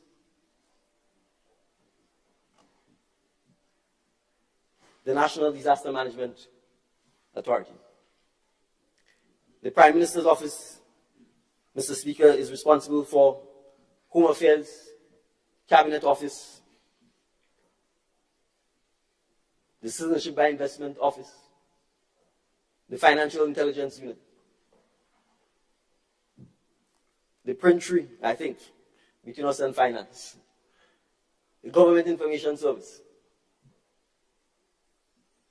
the Ministry for Infrastructure, Mr. Speaker, includes statutory bodies as the line ministry, like the National Water and Sewage Authority, NOWASA, GRENLEC, the Public Utilities Regulatory Commission, the PURC, the Airports Authority, the Civil Aviation Authority, the Transport Ministry, which is part of the Ministry of Infrastructure and Public Utilities, includes the Transport Commission. Mr. Speaker, I want to speak perhaps of some of these lesser-known entities, and I will start with the Transport Commission. The Transport Commission, Mr. Speaker, was created by an amendment to the Road Traffic Act. And to some extent, Mr. Speaker, it has created what is known as the Traffic Wardens Program. And it has created the Transport Commission in law. And largely, the two areas thus far that the institution has been dealing with is in fact the traffic wardens and the issuance of bus sticker licenses. Mr. Speaker, I met with the traffic wardens. And at the end of the meeting, one of the wardens said to me, "Thank you for not firing us. Thank you for not sending us home." And I admit that I was stumped. Because it meant, Mr. Speaker, that somebody or bodies were clearly peddling the idea to these young men and women, and in particular young women, that somehow this administration was going to send them home or fire them. You see, Mr. Speaker, that is the hallmark of the kind of fear, intimidation, and propaganda that this country has been governed by. Who in their right mind, recognizing the significant growth in the number of vehicles on the road, the fact that the roads themselves hasn't grown, they can't grow. There's no place for them to go. There's houses, buildings on either side. With a significant increase in accidents, who in their right mind will not recognize that the need to regulate traffic is of paramount importance? And if ever, we need to support, train, and ensure that our traffic wardens have the right tools to do their jobs better and to have career paths. Instead, you demoralize them, you intimidate them, and you tell them falsehoods, all because you see them as a vote, as a reservoir of votes. Well, the dam has busted.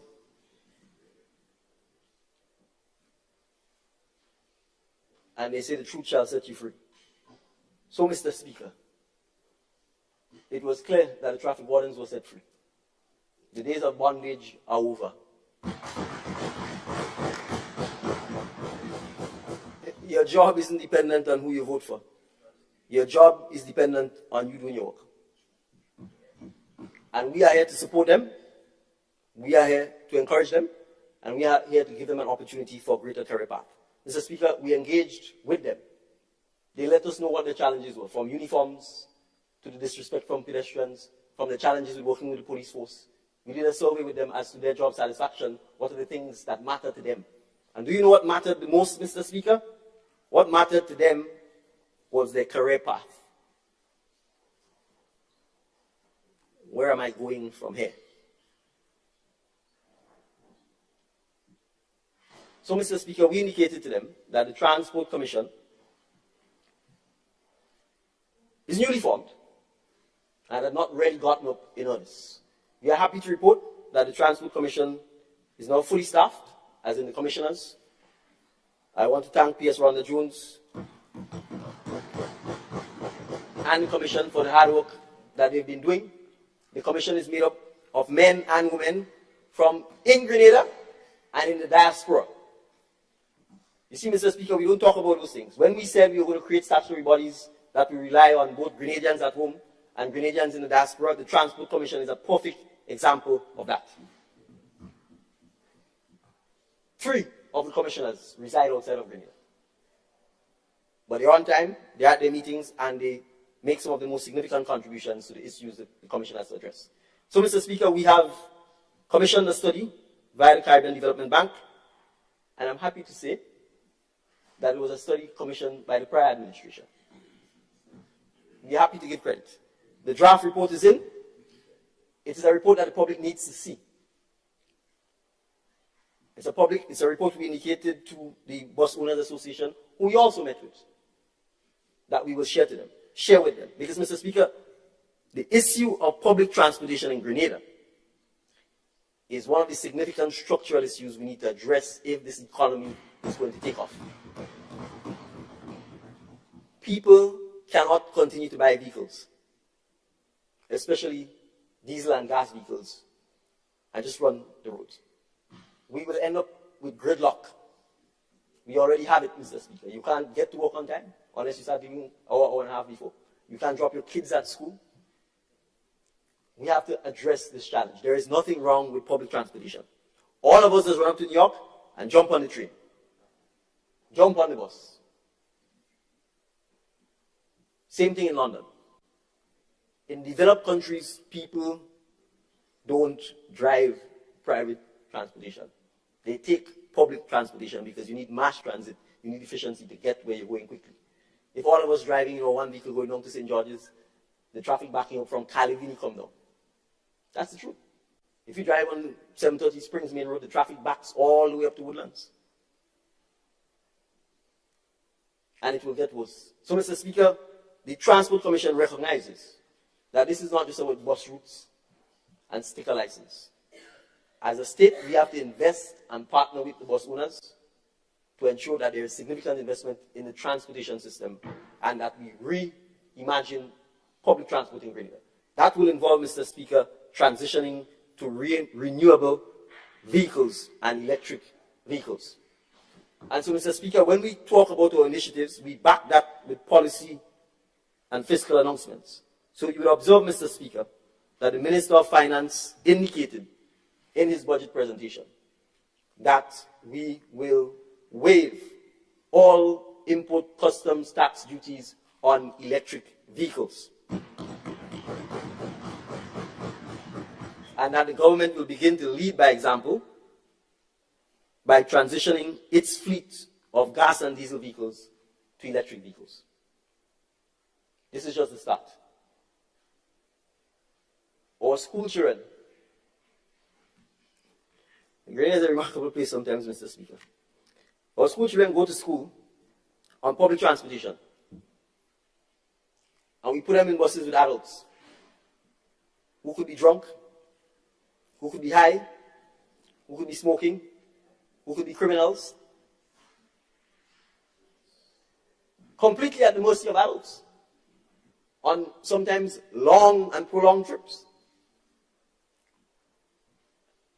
We are not safeguarding the innocence of our children in a situation where from as early as 11 or 12 years, we put them in a confined space in public transportation where all manner of men and women have access to them.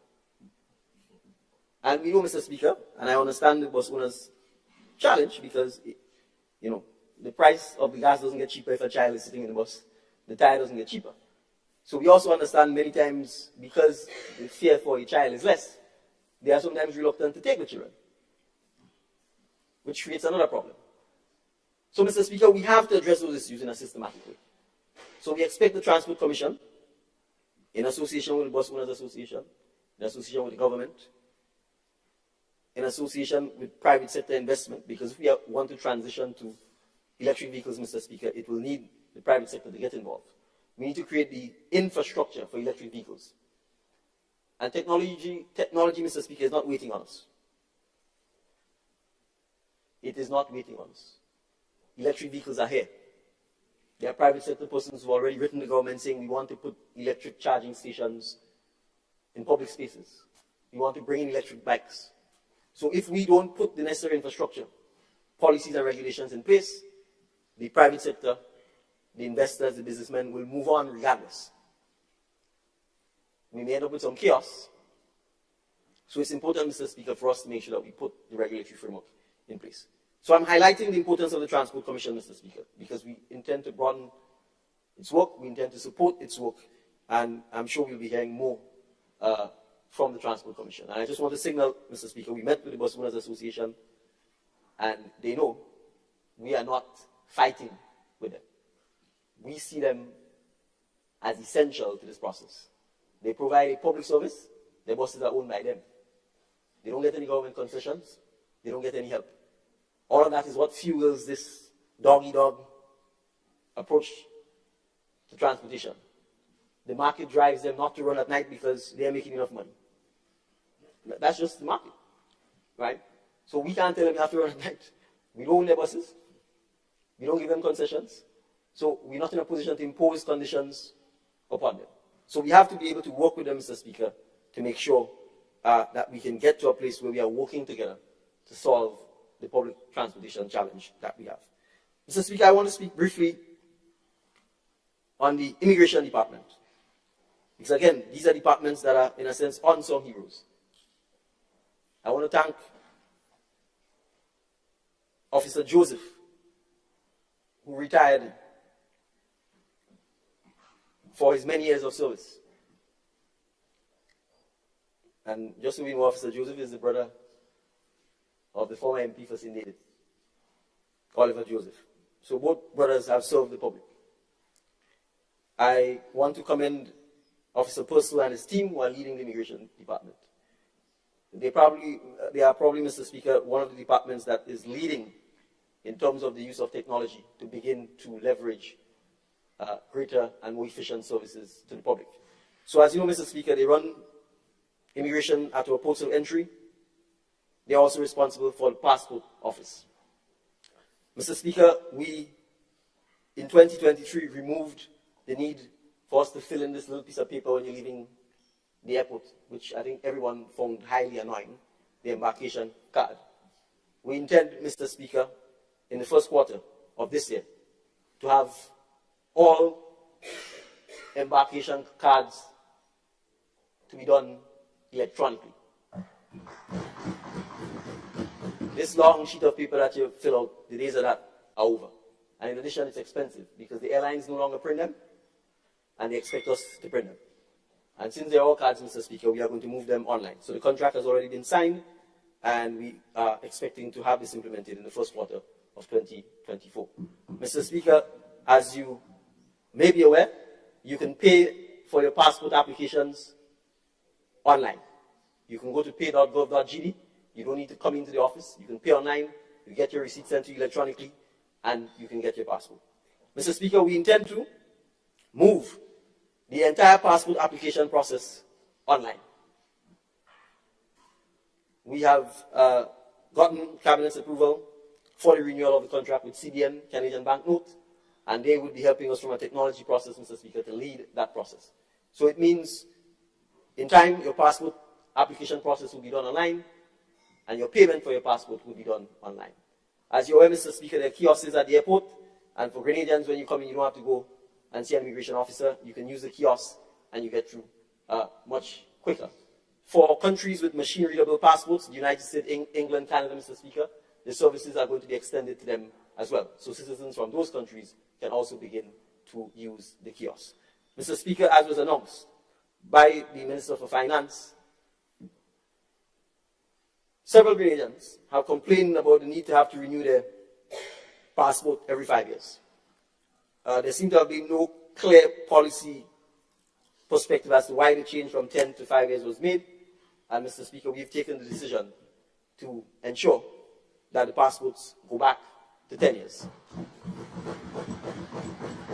We have, the only exception we've made is for people 18 and under, for obvious reasons. Your physical features tend to change between you being a baby and perhaps preteen and then during the teenage years. So save for that, the passport will be issued for 10 years, Mr. Speaker. We do have some regulatory matters to sort out, because as you're aware, Mr. Speaker, on the passport form it says if you're 16 years and under, you have to get your parents' consent. We seem to have some, and that's one of the issues we need to work on, Honorable Attorney General. There's still some inconsistencies in Grenada as to when you become an adult and when you don't become an adult. So, for example, Mr. Speaker, you know you can marry at 16, right? Which is a very strange thing, but you can't vote until you're 18. You can't drive until you're 18. So, Mr. Speaker, those are things we need to make consistent. If the legal age in Grenada is 18, then I think all disabilities should end at 18. So we likely will have to adjust the passport form as well to ensure that under 18 you get your parents' consent. Over 18, you're in the transition stage to adulthood, and so you can get your passport on your own. Thank you. How much more time I have? 10 minutes? 10 minutes. Is there any indulgence being granted, Mr. Speaker? Is there a request, Honorable Prime Minister? Perhaps for 5 minutes, Mr. Speaker. I will. If it's an indulgence, I don't think I can ask for more than 5 minutes, just to make sure that I wrap up. So I think that will give me 15 minutes, if you are so minded, Mr. Speaker. Granted, Honorable Prime Minister. Thank you very much, Mr. Speaker. Mr. Speaker, the police. Mr. Speaker, our security and the nation's safety is not something to politicize. It is not something for us to be flippant about. Second, the police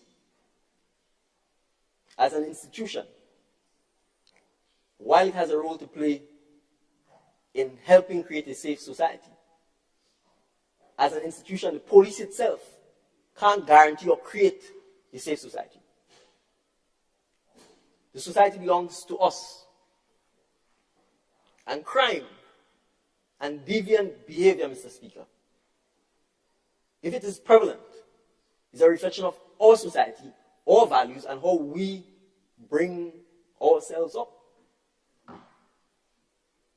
So, Mr. Speaker, I will not stand there and hear people attack the institution of the Royal Grenada Police Force when I know how difficult, challenging, and risky the job of a police officer is. We should be thanking every man and woman who offers themselves to serve in the Royal Grenada Police Force. So when you stand here with this hypocrisy and talk about people after 4 months of training are becoming police officers, when under your watch, there are people who never trained and became police officers. There are people who, not one day,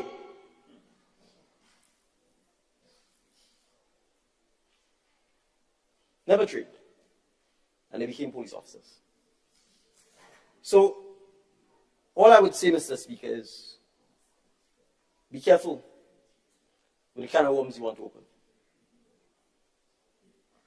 The idea to paint the picture that the police force is demoralized, that the police stations are falling down, that they haven't been repaired. Well, under whose watch did it happen? Who told William Thompson, call him up in, what is called the place of Happy Hill, Shedda? Who called him up there when he was Commissioner of Police and told him, you know, you're not my man? And unceremoniously dumped him from the office of Commissioner of Police. That is what obtained when Yolanda Mitchell reigned. When Fitzroy Bideau was Commissioner of Police, let the police officers tell you what Fitzroy Bideau said. God bless his deceased soul. He, Fitzroy Bideau, is the 16th MP. And that they had to be loyal to that Mitchell. That's what used to obtain with the Royal Grenadier Police Force. So, if after you see so much trouble, and constant intimidation, the lack of investment in our security apparatus, the failure to repair, I mean, you just have to drive around and watch the state of the police stations. They didn't happen in 2022 or 2023. They've been so for decades. So if after working in some of these appalling conditions, and you realize pension is being paid now, and you make the decision, rightly or wrongly, to retire, who's going to criticize that? I've never walked in the shoes of a police officer. He's never walked in the shoes of a police officer. It is only because they have pension, they can actually be in a position to say, I've served long enough and perhaps it's time for me to move on to something else. If there was no pension, they would have to stay there and grind, because there was never any intention to pay or settle this. So, Mr. Speaker, let's make it clear.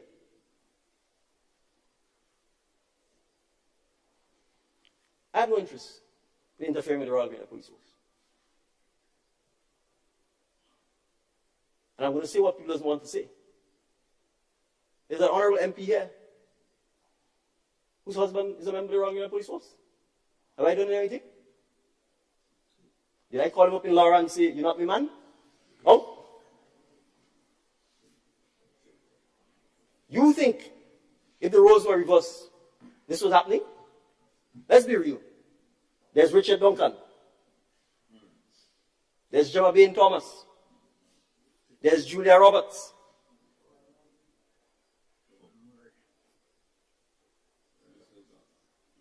Maybe the people 40 and under don't really know your track record. But those 40 over know it.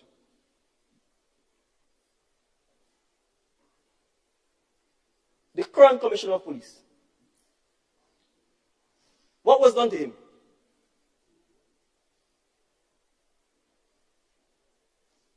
So let's get it clear. I'm a lawyer by profession. All my life I've interacted with police officers. I respect the hard work they do. I support them.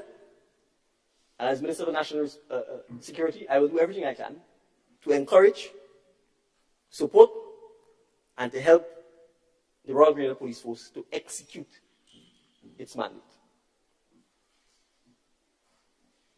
I am not interested in the nitty-gritty of who gets promoted and who ain't get promoted. And that's for the hierarchy and the management of the Royal Grenadier Police Force and the Public Service Commission. I'm interested in the police officers working and doing their jobs, as difficult as it is. So, Mr. Speaker, we have said strategically the numbers are short according to the management of the police force. They need to recruit more police officers. We will support that. We have said that for institutions such as the Port Authority, who has the ability to pay for its own security, we want back the police officers in the police force. We have said to places like the Airport Authority, if you have police officers there, you can deal with your own security, you can get training from the police, but we want back the police officers in the police force. We have said, Mr. Speaker, that we will begin to install, come 2024, CCTV cameras in hotspots, in public places, to help the police with securing our public spaces and making sure that we're in a position to keep an eye on trouble spots and what is happening. We have said, Mr. Speaker, that we recognize, from the time I've been in office, I've been saying this. Not because I have premonition, Mr. Speaker, because it is clear, the trend is obvious. Anybody who's reading the statistics on crime in the Caribbean will see that gun crime is a pandemic in the region, and that it was just going to be a matter of time before it reached our shores. That has nothing to do with the Prime Minister who holds the position of Minister of National Security. It has to do with the fact that we live close to the United States, we're located in a transshipment area, drugs going north or to Europe. And the Americans themselves have said to us, the more drug interdiction there is the higher the gun crime. Because the criminals now are fighting for turf. So when we talk about the need to strengthen our Firearms Act, I'm not apologizing over that. A gun was meant to kill. It is lethal. It has no other purpose. And frankly, the only people who should have firearms are members of the Royal Grenadier Police Force. This is not some joke. Firearms are not things to glorify. And there are countless examples right at our doorsteps. If you want to come like Trinidad and Tobago, fine. Everybody now blames, each party blames the other party for the state of crime in Trinidad and Tobago. I'm not going on that route.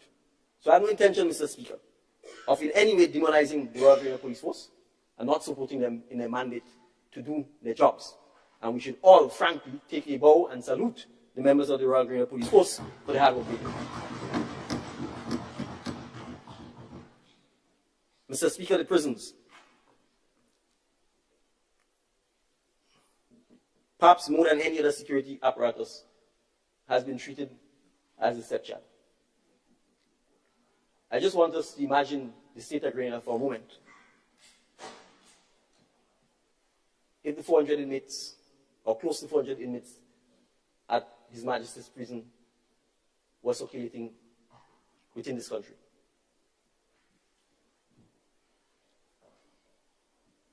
So more than the police, Mr. Speaker, the prison officers are the ones whose life every day are at stake.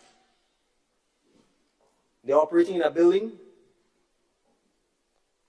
that was built hundreds of years ago, not meant for the use it has been put over the last several hundred years. And the fact that we have close to 400 inmates is not something we should be proud of as a country. So, Mr. Speaker, as part of our long-term goal, we have to reduce the prison population. We have to have less people going to prison. More people going to prison is not a sign of development. It's a sign of retardation.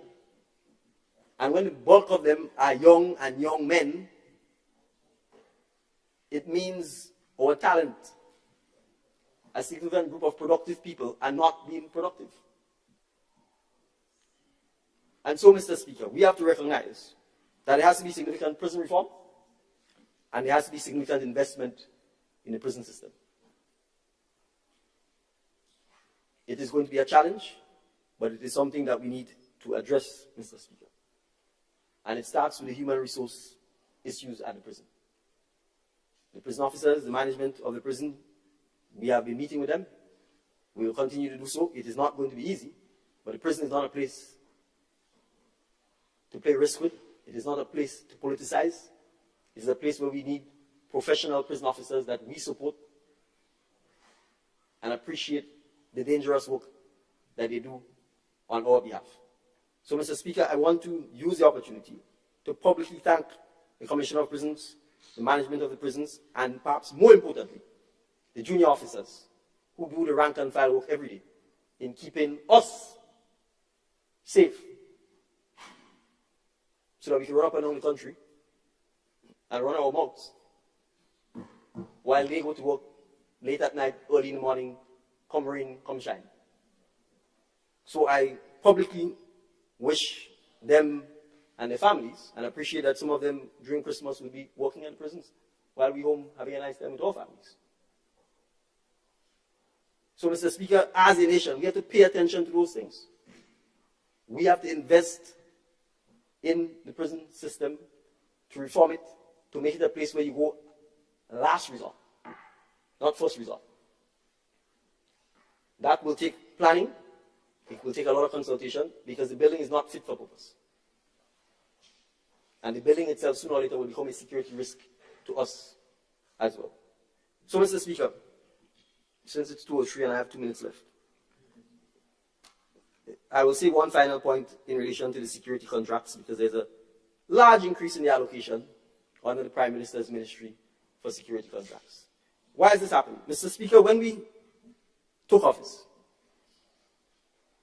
we knew that there were private security contracts, meaning contracts given to contractors who traded security firms or individuals all over the place. Each ministry was issuing security contracts to different people all over, from tourism, housing, education, you name it. In some cases, people were being paid twice because different ministries paying them. There was nobody supervising this, nobody checking, nobody actually saying what's the cost of all of these things. People have contracts. If you go, you can't see them. I discovered, for example, there were contracts for several beaches. I discovered that when Nancy Maguire raised the fact that there was sand mining taking place in Hope. And then I was told there's supposed to be security officers there to prevent that from happening. I was like, really? Who has the contract? Then I was told it's either tourism or board of tourism. That's why I discovered there were security contracts for beaches in Grenada, not just Brandans and BBC. Beaches in the countryside. I was like, really? But sand mining was taking place in Hope. Sand mining is taking place up the entire eastern seaboard. I'm going to call her name in Parliament. Jenny and her gang are sand mining and stripping the East Coast.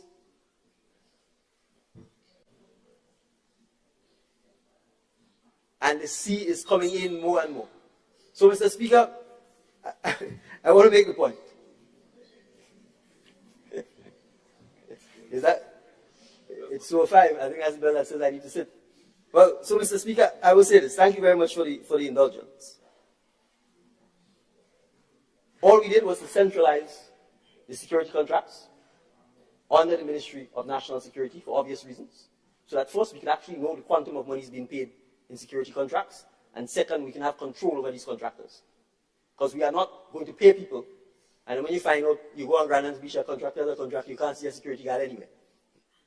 Right? We have to be able to hold them accountable to make sure that they, in fact, deliver what they've been paid to do. And as you can see, Mr. Speaker, it's not cheap. All right? So, Mr. Speaker, I want to thank you for the indulgence. I want to thank all the members of the House and those who are gathered here for hearing me. I want to end by re-emphasizing that we are here to serve. I could probably speak for the entire day. I haven't touched the Ministry of Infrastructure at all. I believe if I am given the chance to speak again in this debate, that will be the ministry I will be dealing with. Thank you very much, Mr. Speaker.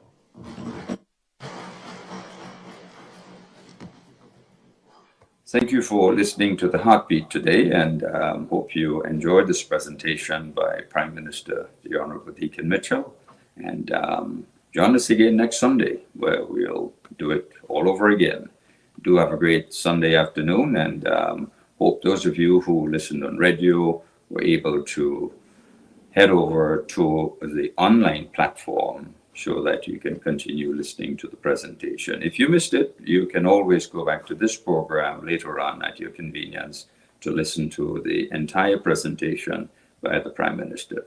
See you again next Sunday. Have a great Sunday afternoon. Goodbye now.